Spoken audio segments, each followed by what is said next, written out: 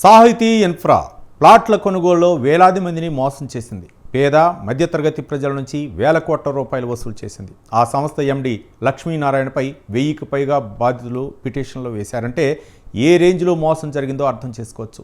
దాదాపుగా 3000 కోట్ల రూపాయలు స్కామ్ జరిగినట్లు ఆరోపణలు వెలువడుతున్నాయి. ప్లాట్ల నిర్మాణం పూర్తి కాకపోవడంతో బాధితులు గగ్గోలు పెడుతున్నారు. ప్లాట్ల నిర్మాణం పేరుతో సాహితీ ఇన్ఫ్రా పెద్ద ఎత్తున చేసిన మోసంపై స్పెషల్ కథనాన్ని చూద్దాం.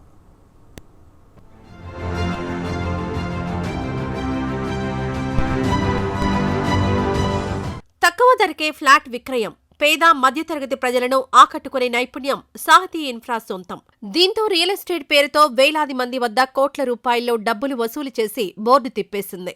సంగారెడ్డి జిల్లా అమీన్పూర్లో సాహితీ రియల్ ఎస్టేట్ ప్రీ లాంచింగ్ పేరుతో మోసాలకు పాల్పడినట్లు ఆరోపణలొచ్చాయి. ఫ్రీ లాంచ్ ఆఫర్ పేరుతో హైదరాబాద్లోని సుమారు 3000 మంది వద్ద నుంచి కోట్ల రూపాయలు వసూలు చేసి బోర్డు తిప్పేసింది. చివరకు తాము మోసపోయినట్లు గుర్తించిన బాధితులు పోలీసులను ఆశ్రయించారు. బాధితులిచ్చిన ఫిర్యాదుతో హైదరాబాద్ సీసీఎస్లో కేసు నమోదైంది. విచారణ చేపట్టిన సీసీఎస్ పోలీసులు 200 కోట్ల ఆస్తులను అటాచ్ చేశారు.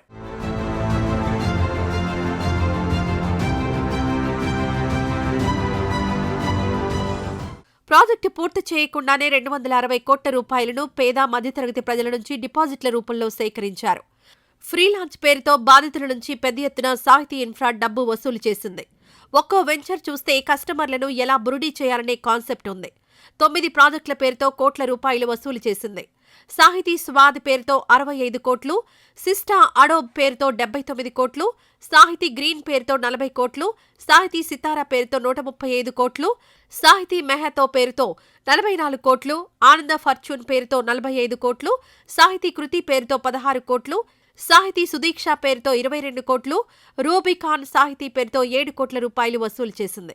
వీటిలో 126 కోట్ల రూపాయలను సాహితీ ఇన్ఫ్రా ఎండి లక్ష్మీనారాయణ దారి మళ్లించినట్లు ఆరోపణలున్నాయి. కోట్ల రూపాయల్లో డబ్బును వ్యక్తిగత అవసరాలకు వాడుకున్నట్లు గుర్తించారు. భూములు కొనుగోలు చేయకున్న ఫ్రీలాన్స్ పేరుతో సాహితీ ఇన్ఫ్రా భారీ మోసాలకు పాల్పడింది. 3 సంవత్సరాలు కట్టాము, చెక్కులు ఇచ్చారు, అఫిడవిట్లు ఇచ్చారు, అన్ని బౌన్స్ అవ్వడం జరిగింది. పోలీస్ కేసు కూడా రిజిస్ట్రేషన్ జరిగింది. Nearest police station Jubilee Hills check post police స్టేషన్లో పోలీస్ స్టేషన్లో కూడా చెక్ అది మన దీనికి సంబంధించిన కేసు రిజిస్టర్ చేశాము. కేసు కూడా ఫస్ట్ క్రిమినల్ కేసు తర్వాత మళ్ళీ సివిల్ కేసుగా మార్చేసి పక్కన పడేయడం జరిగింది. ఈజ్ మిస్సింగ్ అండి, కనబడట్లేదు. ఫోన్ చేస్తే ఫోను స్విచ్ ఆఫ్ చేయడం జరుగుతుంది. మాది ఫోన్ కూడా బ్లాక్ చేయడం జరిగింది. నా ఫోను ఇది ఇంట్లో పరిస్థితులు కూడా బాగాలేవు. చాలా రోజుల నుంచి రోజు ఆఫీసు రావడం జరుగుతుంది. ఇక్కడ ఇది కూడా ఇవాళ రేపు నెక్స్ట్ వీక్ అని తిప్పించుకునే ఉంటున్నారు. 1100 మంది దాకా ఉన్నారండి. ఈ అమీన్పూర్ ప్రాజెక్టులో అయితే 1100 మంది దాకా ఉన్నారండి. ఒక నెలలో పర్మిషన్స్ వచ్చేస్తాయి, అప్రూవల్స్ వచ్చేస్తాయి, మేము స్టార్ట్ చేసేస్తున్నాము అని చెప్పేసి అని అంటున్నారు. కానీ ఏ రోజు కూడా మాకు కరెక్ట్గా ఇదిగో హెచ్ఎండిఏ అప్రూవల్స్ వచ్చాయి అని చెప్పేసి అన్నది లేదండి. ఏదైనా చెక్ ఇచ్చాము హెచ్ఎండిఏలో అని అంటే హెచ్ఎండిఏలో ఎంప్లాయీ ప్రస్తుతానికి వెకేషన్లో ఉన్నాడు, అందుకే అప్రూవల్స్ రావట్లేదు అని అంటారు. మేము అడిగేదంతా మా డబ్బులన్నా మాకు ఇచ్చేసేయండి, లేకపోతే కన్స్ట్రక్షన్ స్టార్ట్ చేసి మాకు హ్యాండ్ ఓవర్ చేసేయండి అని చెప్పేసి అని అంటున్నాం. కానీ ఆయన ఏ రకంగానూ పాజిటివ్గా రెస్పాండ్ అవ్వట్లేదండి. గతంలో ఏపీలోని సాహితీ ఇన్ఫ్రా యజమాని బూదాటి లక్ష్మీనారాయణ ఆస్తులను అటాచ్ చేసిన సంగతి తెలిసిందే. 1500 కోట్ల రూపాయలు వసూలు చేసి బిచాణా ఎత్తివేసిన సాహితీ ఇన్ఫ్రా కార్యాలయాల్లో సోదాలు నిర్వహించి ఆస్తులను అటాచ్ చేశామని సీసీఎస్ జాయింట్ సిపి ఏవి రంగనాథ్ తెలిపారు. సాహితీ ఇన్ఫ్రాపై ఇప్పటివరకు 50 కేసులు నమోదయ్యాయన్నారు. రియల్ ఎస్టేట్ పేరుతో వేలాది మంది నుంచి 530 కోట్లు వసూలు చేసిందని, 38 అంతస్తుల అపార్ట్మెంట్ నిర్మాణం పేరుతో భారీ మోసానికి పాల్పడినట్టు ఆరోపణలున్నాయి. మరో ప్రాజెక్టులో 900 కోట్ల రూపాయలు సాహితీ ఇన్ఫ్రా వసూలు చేసిందని సమాచారం.